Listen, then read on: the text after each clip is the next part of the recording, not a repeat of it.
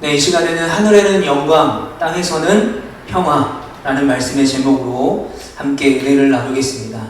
자, 오늘은 대림절 첫째 주일입니다. 예수 그리스도께서 이 땅에 오신 것을 우리가 기다리며 또 예비하는 그런 귀한 절기죠. 오늘부터 이제 4주 동안 대림절을 보내고 그 위에 이제 우리가 성탄절 예배를 드리고 그렇게 되면 주님이 오시는 것을 기대하고 오실 날을 찬양하는 이 대림절 절기와 성탄절이 끝나게 됩니다. 그래서 대림절 네 번째 시간 동안에 두 번을 이 대림절에 대한 지식적인 부분들을 제가 두 번에 걸쳐서 짧게 먼저 서두에 전달을 하려고 합니다. 이름하여 대림절 TMI 1탄입니다. 자, 대림절이라는 말, 대림이라는 말은 강림이라는 말로 쓰이기도 합니다. 강림 혹은 대림.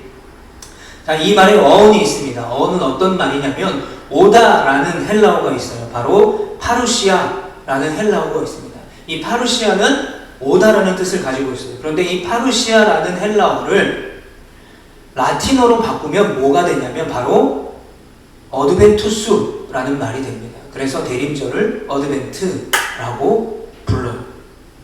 자, 헬라어 아까 말씀드렸던 이 파루시아, 오다라는 뜻을 가진 이 단어는 이 땅의 구원자로 오신 초림하신 아기 예수 그리스도의 탄생을 역사적인 사실로 증명할 때 오다라는 말로 쓰이기도 하지만 주님이 다시 오실 때, 재림하실 때를 설명할 때에도 이 파루시아, 오다라는 단어를 쓰고 있습니다. 자, 일반적으로 대림절은 주후 3세기 말에 있었던 이 스페인의 사라고사에서 열렸던 공의회에 처음 논의가 되었습니다. 자, 그때는 그냥 논의만 됐던 거예요. 그래서 대림절이라는 개념을 그곳에서 만들어낸 것이 아니라 하나님의 아들이신 예수 그리스도께서 육신이 돼서 우리 가운데 거하셨다는 사실을 거룩한 성경을 토대로 신앙 고백을 하면서 이 사라고사 공의회에서 대림절이라는 것이 시작이 됐고요. 그 후에 500년이 흐른 그 후에 주후 8세기부터 9세기 사이에 대림절이 본격적으로 지켜지기 시작했습니다. 그래서 공식적으로 교회에서 대림절을 지키고 가정별로 지키고 그리고 개인별로 우리에게 구원자로 오신 예수 그리스도를 조용히 기억하고 지키는 절기로 지켜왔던 것이죠. 보통 이 대림절의 시작의 날짜는 해마다 바뀝니다. 일반적으로 성탄 직전 주일이 대림절 네 번째 주일이 되고요. 그로부터 거슬러 올라가서 이제 계산을 하게 됩니다. 그래서 오늘 이 12월 1일이 바로 대림절 혹은 강림절 첫 번째 주일이 되는 것입니다. 자, 이 대림절이 시작되는 첫 번째 주일, 우리가 함께 나눴던 말씀은 뭐냐면 예루살렘에 예수님께서 나귀를 타고 입성하시는 그 사건을 우리가 함께 나누고자 합니다. 자, 예수님께서 예루살렘에 입성할 때에 많은 사람들이 환영했습니다. 종려나무 가지를 흔들고 자기의 겉옷을 벗어 길에 깔고 예수 그리스도를 환영했습니다. 자, 이 사건, 예수님이 나귀 타고 예루살렘에 입성하신 이 사건은 모든 복음서, 마태복음, 마가복음, 누가복음, 요한복음에 공통적으로 전하고 있습니다. 마태복음 21장, 그리고 마가복음 11장, 누가복음 19장, 요한복음 12장에 기록이 되어 있어요. 그런데 이 사복음서에 기록된 이 내용들이 동일한 사건을 전하고 있음에도 불구하고 각기 복음서마다 미묘한 차이를 가지고 있어요. 자, 그런데 우리가 크게 구분을 해보자면 마태, 마가, 누가는 흔히 우리가 공간복음이라고 말합니다. 같은 관점에서 쓰여진 신약 성경이죠. 이 마태복음과 마가복음과 누가복음과 요한복음이 큰 맥락의 차이를 확실하게 보여주고 있습니다. 자, 공간복음, 마태, 마가, 누가복음에서는 이 예수님께서 나귀를 타고 오신 장면이 바로 이어지는 사건이 있는데 그것이 바로 성전 정화 사건으로 이어져요. 그러니까 예수님께서 마태복음, 마가복음, 누가복음에는 예루살렘에 들어오시자마자 성전, 더러운 성전을 정화하는 사건으로 이어져요. 그런데 요한복음만은 어떻게 이야기가 전개가 되냐면 죽은 나사로를 살리신 이야기가 먼저 나오고 이제 예수님께서 나귀를 타고 예루살렘에 입성하셨고 바로 성전 정화 사건이 나오는 것이 아니라 또 죽은 나사로의 이야기가 등장합니다. 자, 여기서 제가 이것을 보면서 제가 생각한 이 예수님이 낙이 타고 이 땅에 오신 이유에 대해서 분석을 좀 해보면, 성전을 정화하셨고 죽은 나사로를 살린 이야기를 보면 이 땅에 예수님은 하나님의 이 예배의 장소인 이 성전을 깨끗게 하고, 그러니까 그들의 심령을 깨끗게 하고, 그리고 죽은 자, 연약한 자, 그들에게 평강과 평화의 왕으로 오신 예수님을 아마도 이 공관복음과 요한복음에서 공통적으로 나타내고자 하는 것이 아닐까라는 생각을 해봅니다. 자, 그러나 이 사건을 전하는 모든 복음서, 4가지 복음서에 공통된 점이 있습니다. 그게 뭐냐면 바로 예수 그리스도가 마침내 구약시대 때부터 전해져 온 예언이 예수님의 오심을 통해서 성취되었다라는 공통점을 가지고 있습니다. 자, 구약의 예언서 스가랴서를 보게 되면 스가랴서 9장 9절에 이렇게 말해요. 이 스가랴서 9장 9절을 오늘 본문 마태복음에서 5절에 똑같이 인용을 하고 있습니다. 5절 말씀을 제가 한번 읽어보겠습니다. 시온 딸에게 이르기를 내 왕이 내게 임하나니 그는 겸손하여 나귀 곧 멍에 매는 짐승의 새끼를 탓도다 하라 하였느니라. 자, 이 말씀이 이미 구약의 예언서인 스가랴서에 예언이 되어 있던 거예요. 메시아 예수 그리스도께서 오실 텐데 그가 겸손하여서 나귀를 타고 오신다라는 말이 예언이 되어 있었다라는 사실입니다. 자, 구약의 예언대로 예수님께서는 예루살렘에 입성하시는 순간, 나귀를 타고 입성하시는 순간에 사람들이 너무나 기쁜 마음으로 주님을 환영했습니다. 어떻게 환영했는가? 9절에 보면 호산나 다윗의 자손께 복되시다 주님의 이름으로 오시는 분이시여 더없이 높은 곳에 호산나 라고 하면서 호산나를 외치면서 예수님을 환영하고 예수님의 이름을 높이고 있습니다. 자, 이 호산나라는 뜻은 뭘까요? 구원하소서라는 의미를 가지고 있습니다. 그런데 더 중요한 의미는 구원하소서도 중요하지만 그 앞에 붙어있는 곧 이런 말이 중요합니다. 곧 구원하소서. Save us가 아니라 Save us now. 그러니까 지금 이 상황에 있는 우리들을 구원하소서라고 외치면서 구원자로 메시아로 오신 예수님을 반기고 있습니다. 이미 구약 성경에 예언된 대로 나귀가 미리 준비되어 있었어요. 누가 묻거든 주님께서 쓰려고 합니다 라고 하면 내어줄 것이라고 했는데 진짜 그 말씀이 이루어진 것이죠. 마침내 그 말씀대로 나타나신 예수 그리스도를 보고 아, 저분이 메시아구나 라고 사람들이 믿으면서 자신의 겉옷을 펼쳐 길에 깝니다. 마치 연예인들이 시상식에 들어올 때 레드카펫을 밟고 오는 것처럼 자신의 겉옷을 깔고 종려나무 가지를 꺾어서 흔들면서 예수님 메시아를 환영합니다. 자, 그렇다면 이 나귀를 타고 예루살렘으로 입성하신 예수님, 거기는 어떤 의미가 담겨져 있을까요? 성경에 예언된 대로 그대로 이루어졌기 때문에 성경에서 예언한 대로 그와 같은 모습으로 예루살렘에 입성하셨다라고 성경에 나와 있기 때문에 우리는 너무나 당연한 풍경으로 생각할 수도 있어요. 예수님이 나귀를 타고 오셨다. 이거는 성경에 예언됐기 때문에 그냥 당연한 거다. 그런데 우리가 다시 한번 이 나귀를 타고 오시는 예수님의 모습을 한번 상상해 보세요. 어린 나귀를 탄 예수님의 모습에는요, 왕으로서의 어떤 위엄이 존재하지 않았어요. 멋짐이라는 것이 없었습니다. 제가 예전에 이 장면을 중고등부 아이들에게 이제 설교를 할 때 어떻게 했냐면 이해시키고자 하기 위해서 아주 어린이들이 타고 다니는 저런 말에 바퀴 달린 거 있잖아요. 저거를 제가 탔어요. 그래서 예배실 뒤에서부터 강대상까지 다리로 막 끌면서 저걸 타고 앞으로 나아갔습니다. 아이들이 이상하게 쳐다보죠. 우리 목사님이 미쳤나? 이상해졌나? 왜 저걸 타고 다니지? 생각하겠죠. 어린이들이 타고 노는 장난감 말을 타고 다닌다고 생각해보세요.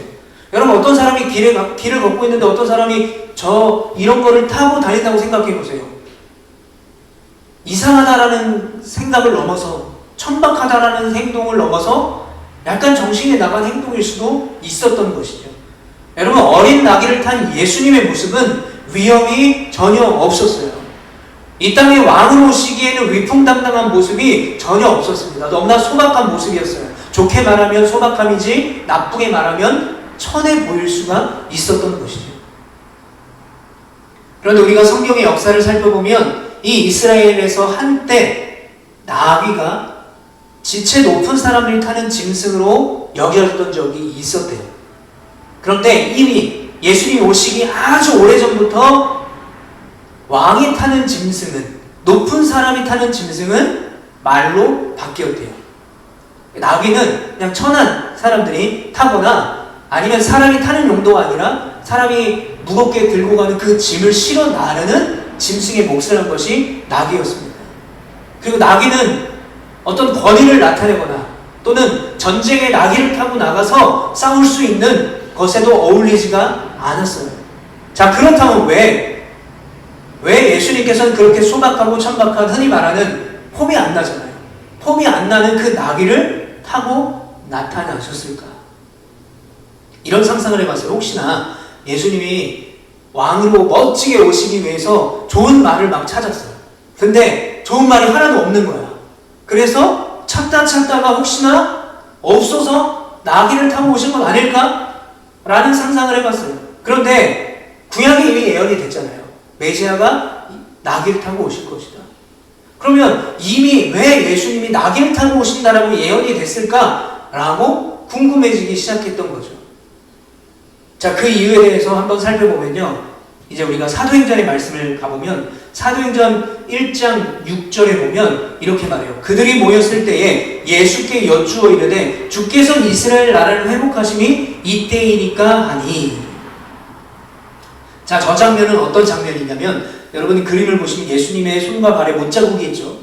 예수님이 지금 승천하시기 바로 직전인 겁니다. 그 승천하시기 직전인 예수님께 제자들이 뭐라고 물어보냐면 주께서 이스라엘 나라를 회복하심이 지금입니까? 라고 물어봐요.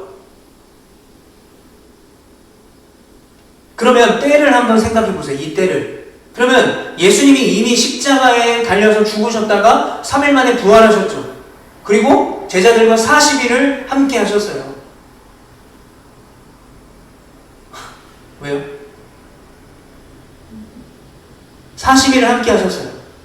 40일을 함께 하셨다고 하면 예수님은 자신이 이제 하늘에 올려질 것을 알고 계셨겠죠. 그러면 이제 내가 40일이 있으면 승천하니까 40일 동안 어떻게 했겠어요? 만약에 제가 예수님이라면 40일 동안 예수님이 알고 있는 하나님 나라의 비밀과 막 그 복음의 능력들을 막 그 보석 같은 그 주옥 같은 메시지를 제자들에게 엄청 열심히 간절히 전했을 거예요. 왜요? 이제 예수님은 하늘로 올라가셔야 됩니다. 자, 그렇게 따지면 예수님이 십자가에서 죽으시고 부활하신 후에 40일 동안 제자들은 정말 예수님의 하나님의 나라에 대한 엑기스만 같은 말씀을 들었을 거란 말이에요. 그런데도 제자들이 뭐라고 말해요? 주께서 이스라엘 나라를 회복하심이 이때입니까? 아직도 제자들에게는 예수님이 십자가에서 죽으시고 부활하셨고 또 예수님이 그 복음의 능력을 전했는데도 불구하고 아직도 유대인이 갖고 있는 메시아 사상이 전혀 변하지 않았다는 거예요. 여러분, 그렇습니다. 그 당시에 수많은 사람들이 어떤 메시아를 기다렸는가? 우리 이스라엘을 로마로부터 회복시킬 강한 왕을 기다렸던 거예요. 그런데 우리가 그동안에 예언된 하나님의 말씀, 스가랴서를 보게 되면, 오늘 본문 말씀을 보게 되면 이들이 바랬던 메시아가 얼마나 성경과 다른지를 우리는 알 수가 있습니다. 먼저 구약의 말라기서에 나오는 이 말라기 선지자는 기원전 460년과 560년 사이에 활동했던 선지자였습니다. 자, 이 당시 이스라엘 상황들을 살펴보면 그 당시 이스라엘은 정말 처절하게 소망과 희망을 찾아볼 수 없었던 상황이었습니다. 왜냐하면 이제 바사라는 페르시아의 속국으로 있었기 때문에 정말 많은 수모와 핍박을 당하고 있었습니다. 그리고 그 땅에, 이제 이스라엘 땅에 그 당시 심각한 가뭄이 있었고요. 또 수많은 메뚜기 떼의 침입으로 말미암아 먹고 살 수 있는 길이 완전히 막혀 있었어요. 절망적인 상황이었다는 거죠. 말라기 선지자가 활동할 그 이스라엘이. 자, 이런 상황 때문에 많은 이스라엘 백성들이 전능자이신 하나님, 구원자이신 하나님을 기억하지 못했어요. 왜냐하면 상황과 환경이 너무나 어려웠던 거죠. 심지어는 하나님의 존재를 의심하고 낙심하면서 환멸 속에 살아갔습니다. 또한 이 바사로부터 들어온 이 수많은 이방 종교의 관습이 그들의 문화가 되면서 도덕적으로 율법적으로 계속해서 타락해만 갔어요. 자, 이런 절망적인 이스라엘 상황에서 그렇지 않은 사람들도 있었을 거란 말이에요. 그럼에도 불구하고 메시아를 기다린 사람들이 있었을 것입니다. 왜 그렇게 기다렸을까요? 먹고 살기 어려운 시대에 국가 자체의 위기가 흔들리고 있어요. 종교는 타락할 대로 타락한 시대였기 때문에 이때야말로 메시아가 오셔서 그런 세상이 바뀌기를 기대하고 열망했던 거예요. 우리가 지금 세상에 막 기대할 수 없고 우리가 예상할 수 없는 심각한 범죄들이나 말도 안 되는 자연재해가 일어나면 뭐라고 말합니까? 야, 주님 오실 날이 멀지 않았다. 이때도 마찬가지였어요. 메시아가 오셔서 그 타락한 시대 그리고 멸망으로 치달아가는 그 어려운 경제적인 상황을 해결해 주기를 원했던 거죠. 쉽게 말하면 그들의 필요에 의해서 메시아를 기다리고 갈망했던 거예요. 성경의 말씀을 기대한 것이 아니라 그들의 필요에 의해서 메시아를 기다렸던 거죠. 그러나 안타깝게도 이런 간절한 기다림에도 불구하고 말라기 선지자로부터 예수님이 오실 때까지 신구약 중간기 약 400년의 시간 동안에 메시아가 오기를 기대했던 그들에게 하나님은 어떠한 예언의 말씀도 하지 않으셨어요. 그래서 그 400년의 시간 동안에 사람들은 아마도 더 메시아를 열망할 수밖에 없었던 거예요. 그런데 바로 그때 메시아를 너무 기다리던 그때에 등장한 한 사람이 있습니다. 바로 세례 요한이었습니다. 세례 요한은 세상 사람들이 갈망하고 기다렸던 메시아, 곧 예수 그리스도께서 오시기 전에 광야에서 이렇게 외치던 사람이었습니다. 우리 함께 같이 읽어보겠습니다. 시작. 하나님의 아들 예수 그리스도의 복음의 시작이라. 선지자 이사야의 글에 보라, 내가 내 사자를 내 앞에 보내노니 그가 내 길을 준비하리라. 광야에 외치는 자의 소리가 있어 이르되 너희는 주의 길을 준비하라. 그의 오실 길을 곱게 하라. 뭐라고 말해요? 메시아가 곧 오신다. 메시아가 오실 길을 너희는 준비하라 라고 말해요. 자, 드디어 그렇게 기다리던, 그렇게 열망하던 메시아가 온다는 거예요. 그런데 이 세례 요한이 광야에서 계속해서 뭐라고 외칩니까? 요한복음 3장 7절부터 9절에 보면 요한이 세례받으러 나오는 무리에게 이르되 독사의 자식들아, 누가 너희에게 일러 장차 올 진노를 피하라 하더냐. 그러므로 회개에 합당한 열매를 맺고 속으로 아브라함이 우리 조상이라 말하지 말라. 내가 너희에게 이르노니 하나님이 능히 이 돌들로도 아브라함의 자손이 되게 하시리라. 이미 도끼가 나무 뿌리에 놓였으니 좋은 열매 맺지 아니하는 나무마다 찍혀 불에 던져지리라. 아멘. 자, 그렇게 기대하는 메시아가 온다라는 그 기쁜 소식을 전하는 세례 요한이 뭐라고 말합니까? 회개에 합당한 열매를 맺으라는 거예요.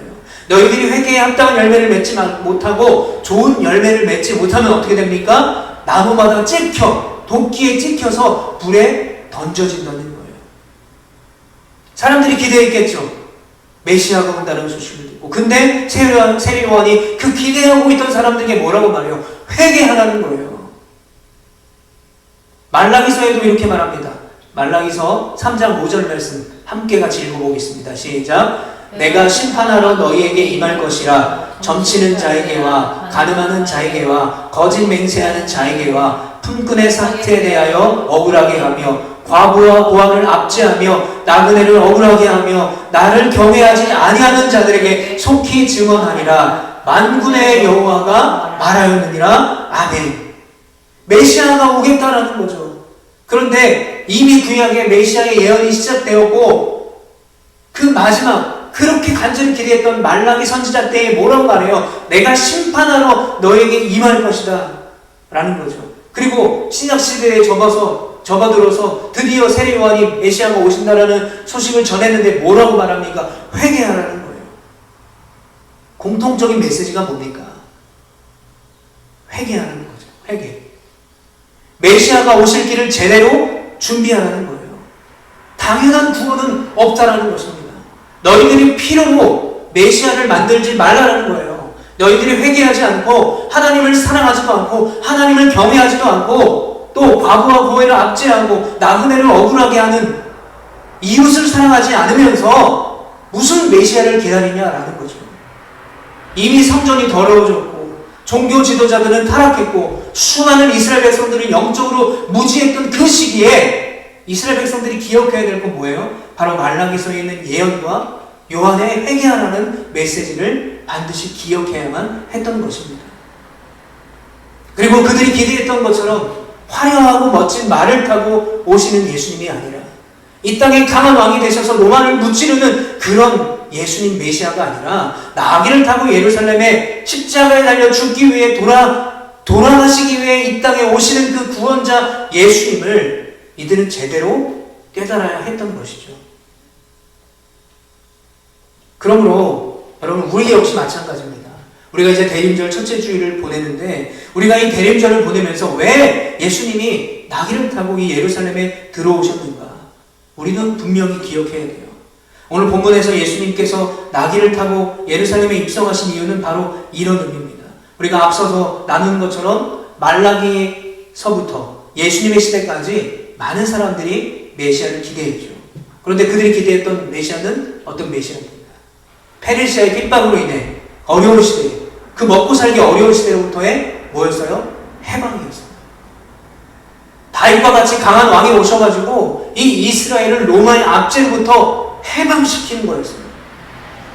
그런데 나귀를 타고 오신 예수 메시아는 결코 힘으로 세계를 후려가고 힘으로 어떤 나라를 지배하는 그런 권력자의 모습이 아니라는 것을 바로 나귀를 타고 오시는 모습으로 보여주고 계신 거예요. 뭐예요? 야, 너희들이 원하는 강한 왕, 멋진 말을 타고 오는 예수 메시아가 아니다라는 것을 보여주고 있는 거예요. 그게 바로 나귀를 타고 이 땅에 오신 이유.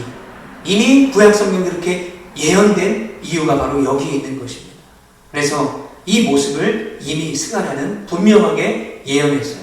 스가랴서 9장 10절에 보면 이렇게 말합니다. 내가 에브라임의 병거와 예루살렘의 말을 끊겠고 전쟁하는 활도 끊으리니 그가 이방 사람에게 화평을 전할 것이요 그의 통치는 바다에서 바다까지 이르고 유브라데 강에서 땅끝까지 이르리라. 전쟁이 그친다라는 거죠.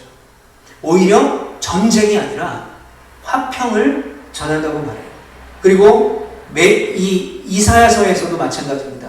평화의 왕 메시아를 말하고 있는 이사야서 11장 6절부터 9절에도 이렇게 말해요. 그때에 이리가 어린 양과 함께 살며 표범이 어린 염소와 함께 누우며 송아지와 어린 사자와 살찐 짐승이 함께 있어 어린아이에게 끌리며 염소와 곰이 함께 먹으며 그것들의 새끼가 함께 엎드리며 사자가 소처럼 풀을 먹을 것이며 젖먹는 아이가 독사의 구멍에서 장난하며 젖된 어린아이가 독사의 물에 손을 넣을 것이라. 내 거룩한 산 모든 곳에서 해됨도 없고 상함도 없을 것이니 이는 물이 바다를 덮음같이 여호와를 아는 지식이 세상에 충만할 것입니다.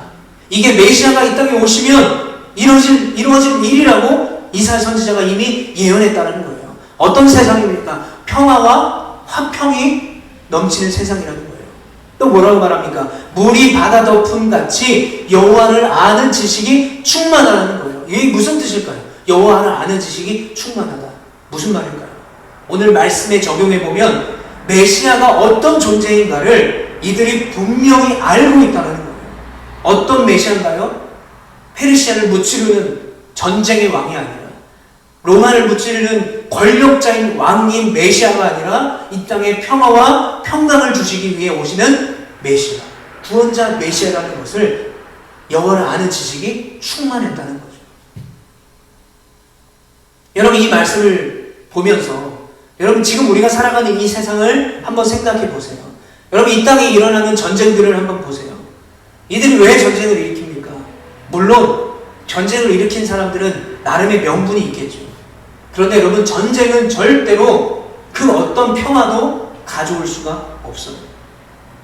우리가 뉴스를 보면 각종 테러와 또 폭격과 전쟁으로 인해서 죽어가는 수많은 민간인들, 그리고 심지어는 너무나 어린이들을 우리가 보게 되지 않습니까?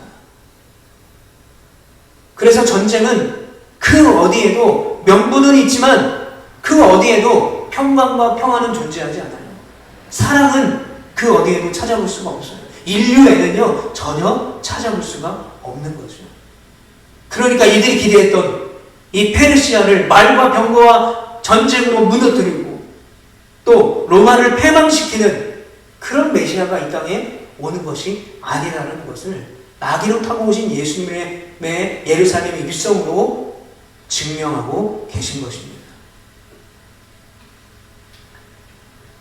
나귀 타고 오신 예수님은 달랐어요. 그들의 기대와는 달랐습니다. 그들의 기대, 그들의 생각을 다 부정하셨어요. 사람들이 일상의 삶 한복판에 오셔서 사랑의 구원자로서 자신의 모습을 드러내셨던 거예요. 여러분, 나귀를 타고 오는 것 얼마나 초라합니까? 얼마나 천박합니까? 얼마나 고민하지 않습니까? 근데 왜 이걸 타고 오셨냐는 거예요. 그걸 타고 오시면서 입성하신 예수님은 사람들에게 가장 중요하고 가장 절실한 영적인 소망이 무엇인지를 분명히 아셨고 그 소망을 그들 가운데 이루시고자 하셨던 거예요. 사람이 진정으로 필요한 것이 무엇일까? 사람이 사람답게 살 수 있는 길이 무엇인지를 가르치시고 그들에게 복음을 전파하셨고 그들을 구원하시기에 힘쓰셨다는 거예요. 자, 그렇다면 우리는 그 예수님을 믿잖아요. 그렇다면 그 길을 이미 보여주신 예수 그리스도를 믿고 따른다는 것은 어떤 의미가 있을까요? 제가 매번 강조하지만 먼저는 내가 잘 믿어야 돼요. 내가 제대로 믿어야 되는 거예요. 그리스도를 아는 지식이 충만해야 되는 거죠. 잘 믿어야 돼요. 그 다음에 우리가 뭘 해야 됩니까? 잘 믿었다면 고민해야 돼요. 이렇게 복잡하고 다양한 세상 속에서 이 아름답고 고귀한 하나님의 뜻을, 예수 그리스도의 십자가의 은혜를 우리가 어떻게 나타낼 수 있을까? 어떻게 보여줄 수 있을까? 어떻게 전할 수 있을까? 고민을 해야 된다는 거죠.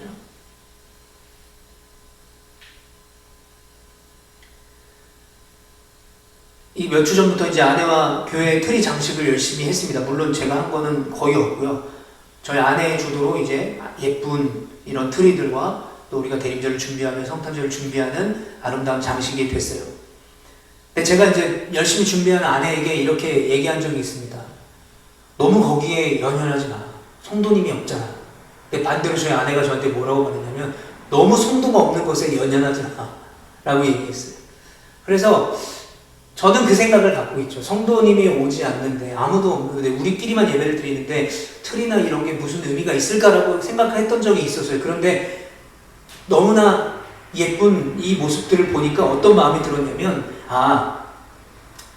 우리가 이 트리를 함으로써 또 이 성탄 장식을 함으로써 지나가는 마을 사람들이나 또는 차를 타고 이동하는 사람들에게 잠깐이라도 따뜻한 마음을 주는 것이 이 대림절과 성탄절을 보내는 우리 그리스도인들이 해야 될 일이 아닐까라는 생각을 했었어요.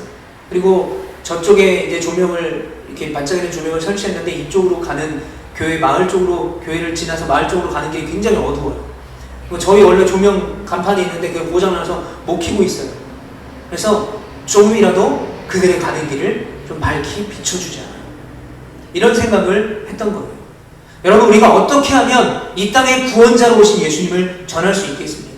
어떻게 하면 우리가 나타낼 수 있겠습니까? 우리는 고민하고 기도할 수 있어야 돼요. 그리고 무엇보다 단순히 이 대림절 4주의 시간들을 그냥 성탄절을 준비하는 시간, 트리를 장식하는 시간이라고 여겨서는 안 될 거예요.